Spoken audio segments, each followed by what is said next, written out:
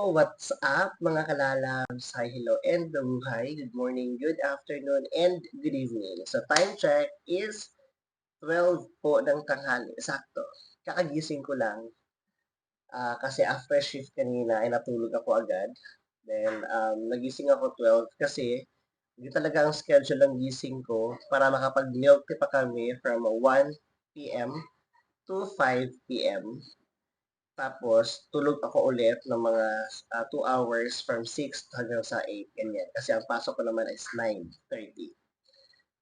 Kanina, paglabas ko ay may inabot sa akin yung asawa ng aking kapitbahay na vlogger na si Matet TV. Ayan. Yan yung kanyang channel. At yung kanyang Facebook page din. Ayan.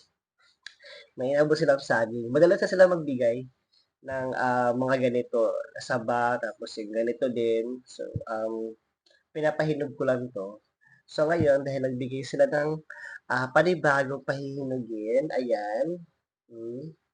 So itatabi ko ang video na ito ng ilang araw.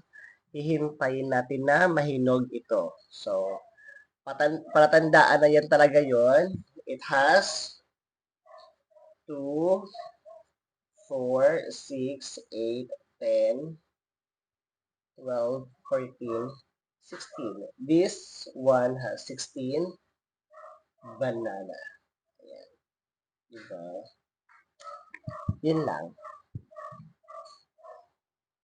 I'm back mga kalalaw. So, yung first video ko yung kanina, 25 yun, di ba? February 25 and ngayon is March 6 na.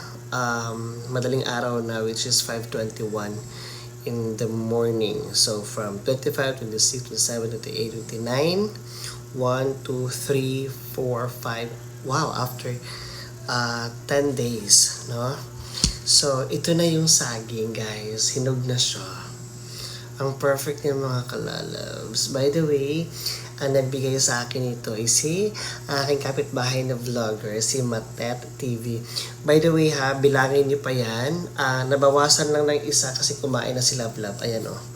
Bawas na ng isa. So, 2, 4, 6, 8, 10, 12, 14, 16. O, diba? Kompleto pa din. And, syempre, hindi pwede na hindi natin titikman ang saging nito.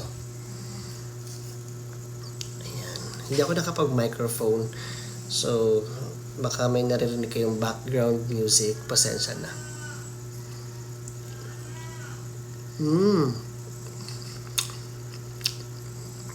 Alam nyo, ang tamis talaga. Ito din yung, ganito din yung binigay niya dati. Ang tamis din.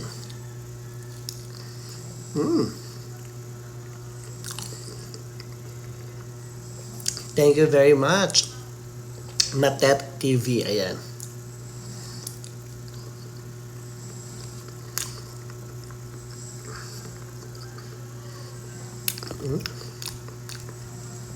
Last one. Wala may makadikit. Ito. Sabi nila, pag kinain mo daw yan, magiging kambal yung anak mo. Gusto ko kambal yung anak mo. Kakainin natin. Diba? Kasi hirap si Roma magbuntis. Kahit anong namin, ginagawa namin. Nag-diet na kami parehas. Wala pa din. So sabi ko, baka talaga ayaw ni Lord ipagkaloob. Baka nakita ni Lord na hindi pa kami ready parehas.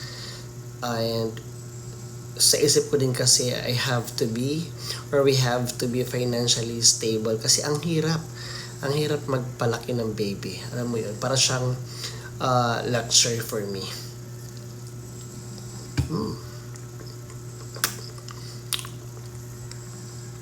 So yun lang guys, thank you very much again Matet TV, thank you very much and thank you so much for watching guys.